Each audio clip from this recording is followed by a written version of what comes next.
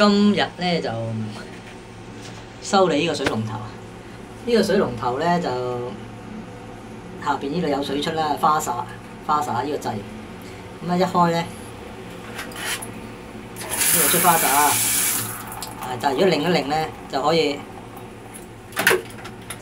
就應該向下呢度出水。問題咧呢度呢個 OK， 咁啊要換咗呢個掣佢。呢個掣咧就其實好平嘅啫，喺淘寶買好平，20蚊個。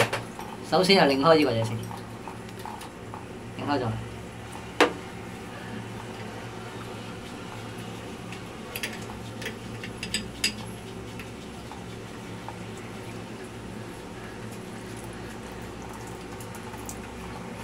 個花灑就分離咗佢。跟住揾個士巴拿就呢度咁細個眼，你發覺我只係用咗一個士巴拿，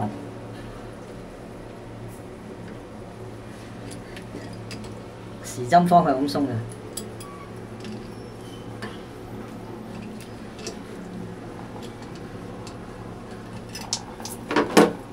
鬆咗。如果大家睇到呢度睇唔到嘅，呢度好難睇。呢度咧其實有嗰嚿膠咧壞咗，換翻個新。咦，個新嘅好似唔係好啱 size 喎，大件事。好，試下先。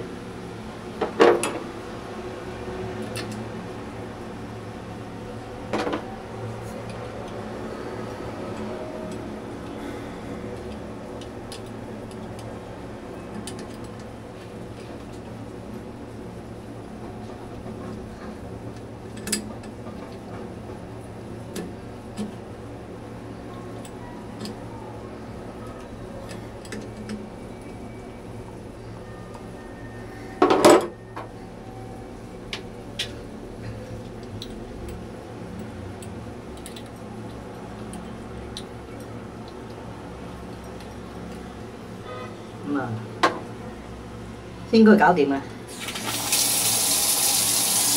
冇水流，跟住安翻呢個落去。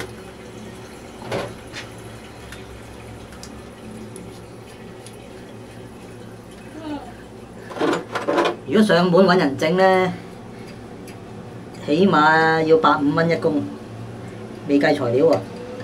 材料咧，佢分分鐘話冇呢隻貨，叫你換過成個水龍頭咁啊，300-400啦嚇。咁而家咧就簡單啦，20蚊自己搞掂。